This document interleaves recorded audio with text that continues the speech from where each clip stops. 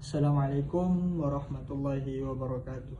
Perkenalkan, nama saya Mufizul Ajmal.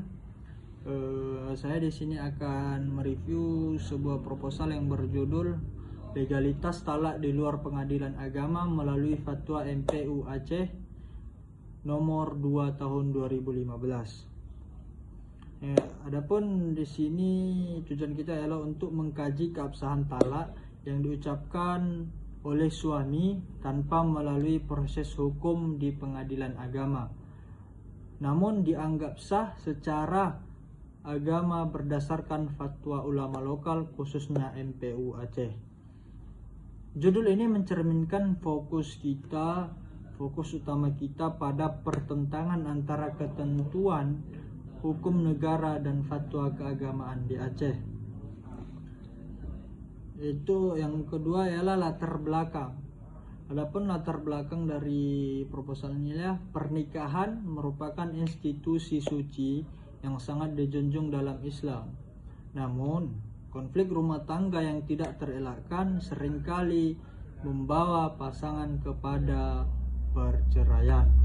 Dalam Islam, talak diperbolehkan, namun sangat dibenci oleh Allah.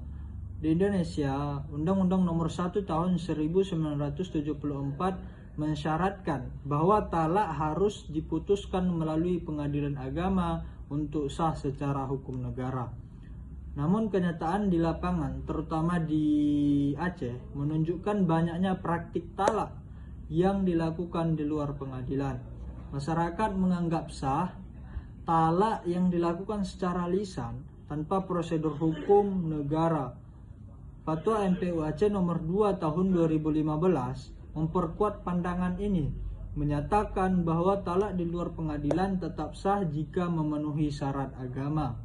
Hal ini menimbulkan konflik normatif antara fatwa keagamaan dan sistem hukum nasional, khususnya terkait kepastian hukum, perlindungan hak-hak perempuan, serta penegakan hukum keluarga secara nasional.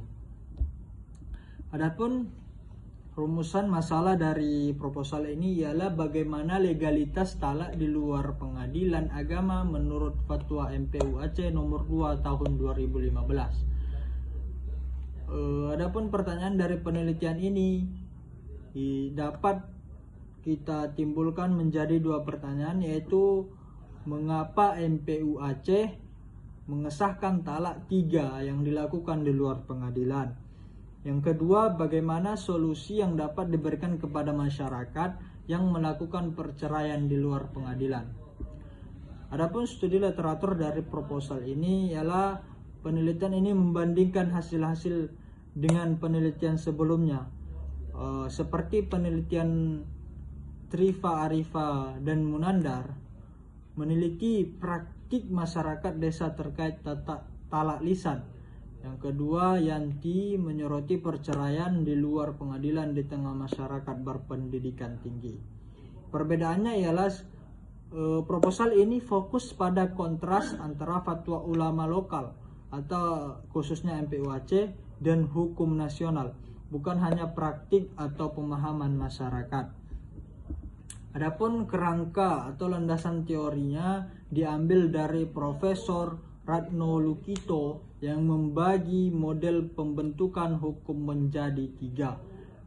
Yang pertama, akulturasi hukum, yaitu mengadopsi sistem hukum asing seperti KUHP dari Belanda. Yang kedua, asimilasi hukum, menggabungkan hukum Islam dan Barat seperti dalam undang-undang perkawinan. Yang ketiga, kompartementalisasi hukum, yaitu ketika berbagai sumber hukum hidup berdampingan tanpa dominasi mutlak.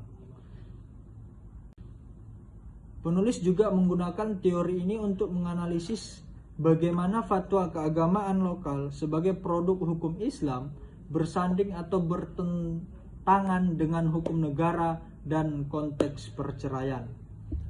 Adapun metode penelitian ini menggunakan kualitatif dan merupakan penelitian lapangan, khususnya fokus pada lokasi yang berada di Desa Pulau Balai, Kecamatan Pulau Banyak, Kabupaten Aceh Singkil. Sumber datanya yaitu yang pertama dari primer, sumber data primer, yaitu data yang diperoleh langsung melalui wawancara dan observasi kepada masyarakat yang mengalami perceraian di luar pengadilan. Yang kedua melalui sumber data sekunder, yaitu melalui buku, jurnal, dan dokumen-dokumen terkait dan dokumen-dokumen resmi terkait undang-undang perkawinan dan fatwa-fatwa keagamaan.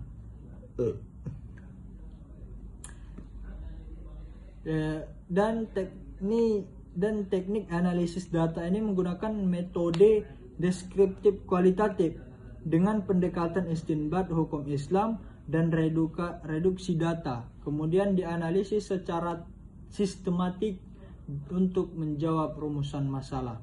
Adapun kesimpulan dari proposal ini ialah proposal ini mencoba menjawab ketegangan antara fatwa keagamaan MPU Aceh dan peraturan nasional tentang perceraian, sekaligus menggambarkan realitas sosial masyarakat Aceh yang lebih cenderung mengikuti pandangan ulama lokal.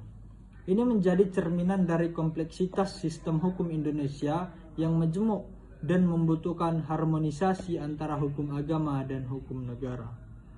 Mungkin cukup sekian yang dapat saya sampaikan. Assalamualaikum warahmatullahi wabarakatuh.